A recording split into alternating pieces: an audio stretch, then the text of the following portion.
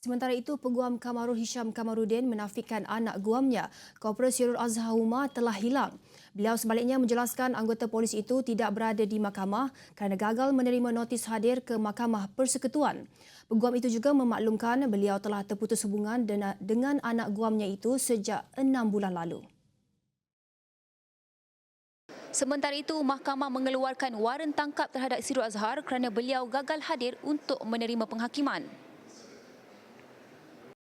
Sirul Azhar, 43 tahun, tidak muncul ke mahkamah dalam perbicaraan keputusan rayuan kes itu di Mahkamah Persekutuan.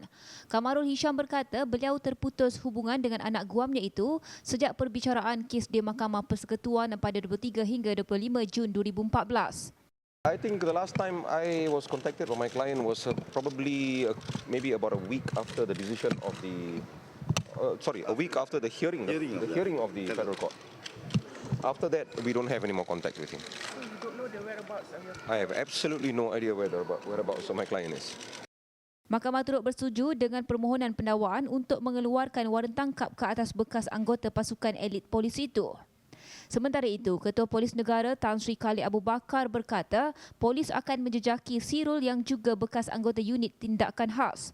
Kes pembunuhan Altan Tuya Syaribu berlaku pada 2006 dan ia sering mendapat perhatian meluas media tempatan dan antarabangsa. Ia dianggap sebagai kes berprofil tinggi kerana pihak pembangkang sering mengaitkannya dengan Perdana Menteri Datuk Seri Najib Tun Razak.